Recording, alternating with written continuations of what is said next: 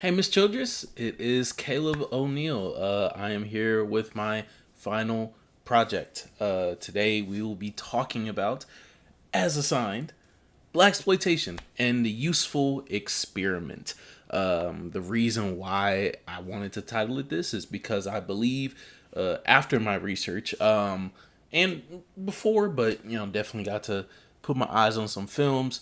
Definitely got to dive headfirst into some decades old readings, articles, some books to also pick up that I was actually able to read virtually, some of which I actually want to read the full extent of, because this is an era in which, as I will explore, definitely was a level of manipulation, exploitation, as the name says, but also a way to kind of like test run something that was somehow a last ditch effort as well as a power play by the studio system and the powers that be in Hollywood.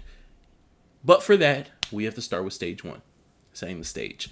The stage gets set with the state of Hollywood in the moment, right? We're coming out of the 50s, the 60s, the baby boomer era. We're in the baby boomer era as these people born after the war are growing into adulthood, young adulthood, starting to have, the birth and the boom of the American middle class, or at least coming out of it. Intensification of the Cold War is happening. This is coming out of the Cuban Missile Crisis and things of that nature. And so, because of that, we also see the expansion of car society. We see the expansion of white flight to the suburbs as those get developed all across America. And so, because of that, that moves a lot of people out of the city squares, city centers. And so, because of that, away from where traditional entertainment systems are built. That's malls, that's department stores, that's also movie theaters. And so because of that, the studio system began to see a lot of struggle from the middle to the late 60s. The 60s were also a very socioeconomically aware period of time, with the progressive movement between civil rights, rights for the LGBTQ community, the hippie movement, lingers of the hippie movement, the beginnings of another movement with that, as well as the women's rights movement and some inklings of like Hispanics rights movement also prospering throughout that time. And so because of that, you saw a lot of economic strain, and one of the first branches of economic strain to really feel it during this time is the entertainment industry, and honestly, the top of it being Hollywood. You also started to see the boom of new Hollywood. So as a result, there was more indie film success as a lot of young creatives started to venture off on their own, although we see a lot more of that going into the 70s, later 70s. A lot of the films that Hollywood was coming out with were out of touch. Things that would have been box office hits in the 50s with big budgets spent. Have a lot of money spent on musicals, have a lot of money spent on these like big sound stages, right? Things that very similarly today aren't necessarily like shot on location, but you're building out these sets and things of that nature. And audiences are not resonating with it or are not being corralled by it. And there's this need to attach to and invest in a new audience for Hollywood, someone who's going to show up to the theater, buy en masse, and fill out the seats en masse. And luckily, some new minority group just got rights, and because they got rights, they also got a little bit of buying power. It's time to get into the Negro dollar. Enter the Negro. Hollywood runs an attention economy, right? They make their money off of getting you to spend yours by attracting your eyes, right? And so because of that, the way that Hollywood is going to survive the early to mid 70s is by attracting to this new audience base. So that means going with and pushing new stories, new storytellers, new creatives, unheard of, directors and voices and unorthodox stories of this struggle, power struggle, this flashiness, but in a different way from an unforeseen culture. Theoretically for an unforeseen culture as well. They also get to position themselves as the championing of the voiceless, right? Once again, this is playing on this is using marketing to play on the socioeconomic state of the era. This is an era that is all about social progression. This is an era that has showcased the effectiveness of straining the dollars of corporations for not, playing ball with the progressivism movement in different regards. But underneath all of this, right, another reason as to why, they're able to use this model to survive is because the number one thing that made all of these companies kind of start to go broke in the first place wasn't the fact that things weren't good. It was the fact that they costed too much money. So now you get to start over, position yourself as platforming these new people while also making cheaper products. And so you have higher margins, even if they don't do as well as other things that you were spending on before because they cost less. So now it's time to bait switch and profit. Going into the actual era itself, right? Why did it work? It worked, honestly, mostly because if you can convince an audience that what they're seeing is what they deserve to see, they'll accept it, right? For example, you put cheese on a mouse trap, right? You are attracting the mouse because that is what the mouse is attracted to. The mouse knows that they want the cheese. They're not necessarily sometimes they're not necessarily looking at the general picture, or maybe you starve them out. It's in your garage, so there's no way out, there's no way further in to get more food. They're just there.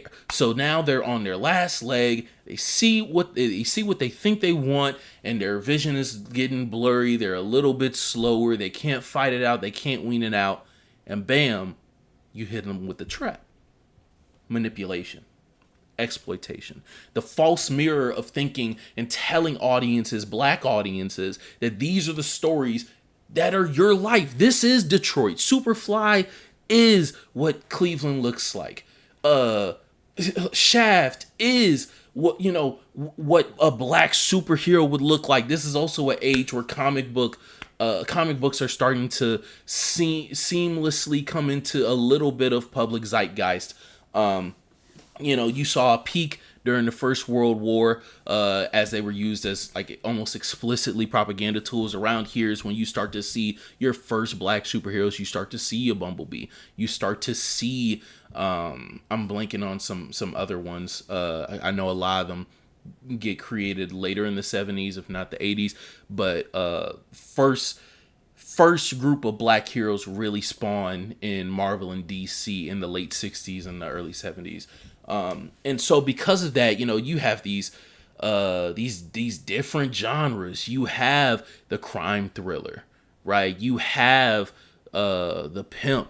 You have the anti-hero. You have, fighting for Harlem back, right? Oh my God, these Italians. Oh my Jesus Christ. Harlem's not black anymore, or New York's not black anymore, or, these power fantasies. Of this is what you want, right? This is what you want. This is what your life should be. This is what your life is, right? Blacks. So that's really what a lot of it is. And then, come 1972, at that point you have a little bit of cachet. You have a few years of doing this. You have Superfly come out. You have Shaft come out. You have Black Samson come out. Pam Grier is starting to build up her name through this circuit. And so now you can say that audiences love it. But we know that in order for even the level of success that these films saw during their time, it's not just a black audience watching this. And so because of that, it's not just a black audience that has to love this. It has to be an audience that will make you more money. It has to mean that you are also winning back a demographic that is actually loving it, that is actually starting to take hold because you're starting to get them back in the theater that's loving it.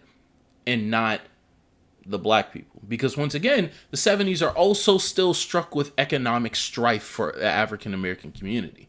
It's not as though, yes, you have the middle class boom, and yes, the blacks are still in the city. However, let's not sit here and act like 1970s African Americans had the spending power to go really like watch a lot of these films, to be honest with you. But also it doesn't matter, because once again, they are still low budget. And so because they are low budget, you also can't say that they're truly platforming these creatives and giving them tools that they might not have otherwise been able to get, because it's not as though they're expanding budgets.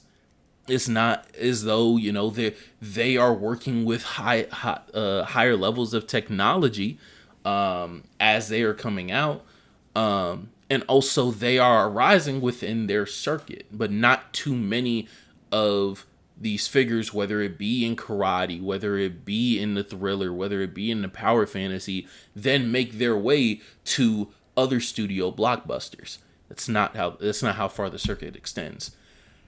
Because things are still going according to plan, right? This is still an industry, still has politics, and it still has an internal agenda that they would like to push, especially during this time where Hollywood is more reliant and more intertwined with direct government dollars or direct government, people involved. This is not too long after the Hollywood blackouts, or blacklistings, excuse me. I always call them blackouts, headed by, at this time in the 70s, state of California Governor Ronald Reagan, the former president of the Screen Actors Guild. This is not too long after that, and once again, Hollywood is still placed in the state in which he is governing. So let's not act as though this is an industry that is operating without the hands of politicians at different levels, or at the very least people with different agendas that have the power to make sure that they're that Hollywood kind of follows through with it, or just not curb stomp on them with with overtaxing, with allowing for government subsidies for more projects to be shot, etc. Because they just so happen to be doing things, as we'll get to, that still fall in line with the agenda. I believe this to be, an era of white lash, which is a response to the 1960s progressivism with subsequent 1970s conservatism. We get the imagery of a lot of these movies being pictures of African American aesthetics as relatively unserious or outlandish or even criminal, which just so happens to have the same imagery as Soul Train, the same imagery that you'll see in Earth, Wind, and Fire, the Jackson 5, and especially the Black Panther Party, which was on the FBI's most wanted criminal organization terrorist list for a large part of their existence, even after the murder and the deplatforming of a lot of its leaders. But nevertheless, that's just the happenstance that, a lot of these characters happen to have similarities to those aesthetics or whatnot. The themes that they also portray in these movies, predicate on controlling the narrative, instilling these ideas that this is black culture. This is what you see that blackness is. Mind you, this is still an era in which schools are newly being integrated. So it is white society's first, second, maybe third time interacting with black people on a consistent basis, if at all, because once again, these cities, because of suburbanism, are now more segregated, well, still as segregated as they were before, as well as the fact that this still does create another system similarly to what we'll see in modern day Tubi, where black creatives, yes, are platformed to a certain extent, but now you're boxed in to the only people on the block that seem to want to give you a stage, give you a mic, give you a camera, or give you whatever. And if you're not making movies that pertain to this genre or whatnot, are you really, is your film actually getting platformed, or are you just a part of a fad and a culture that once it's done, once the 70s come around, 75 comes around and Jaws comes out, once ET comes out, once Star Wars comes out, and you still have these upfront box office sales that the studios start to get once again with the new Hollywood era, then where does the fad go? Then where does the opportunity go? He goes nowhere. So now what? Right? We've gone over the negative, we've gone over the opportunity, we've gone over the roots. And not everything is all bad, right? There's caveats to this. There's a double-sided coin. And the other side of it is that a lot of this media was adopted by African Americans in inner cities, especially in the North, in the Northeast, as well as on the West Coast.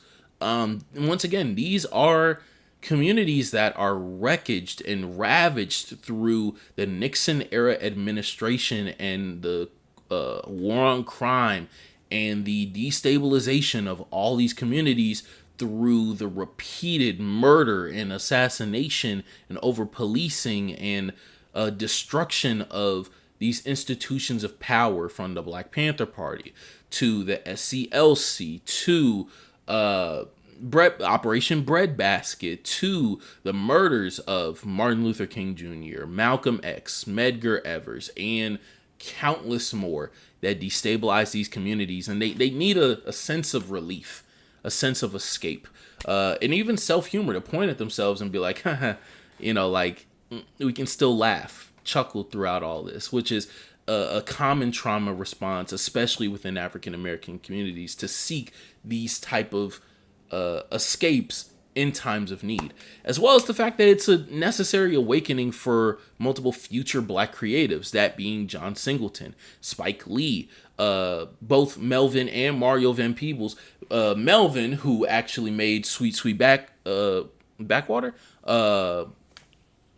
No. Sweet Backs. There we go. Which is a film that is credited as being the progenitor to the era, but I sourced some things after reading that showcase that was not intentional. And not only that, but the film that he actually made and the themes of it, not necessarily death to the author. What's it called? Do not, give leverage to the Blaxploitation era coming out of that film. Actually discredits that actually being the progenitor. But even later with people like Antoine Fuqua, crediting this era of films as inspirations for, themselves picking up the pen, themselves either having the confidence or having the passion to see, either other Black faces and names do this, and or to do this in a more correct way or in their own way. So it's not all doom and gloom, I'll say. However, we still do have, a large, staunch pushback and an otherwise just complicated history when it comes to the impact of Blaxploitation.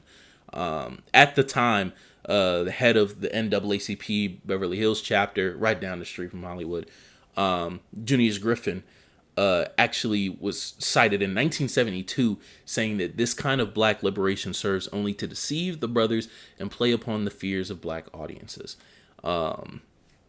Regardless of his words, the era continued for at least 3 more years until it faded into obscurity once studios did not need black dollars and Black stories anymore. So, but yeah, that's it. Today is also yes, I'm recording this after your class. Today is also the anniversary of the murder of Chairman Fred Hampton, which also happened around this time in 1971. Rest in peace to Chairman Fred. Actually, no, not 71, 69. Rest in peace to Chairman Fred.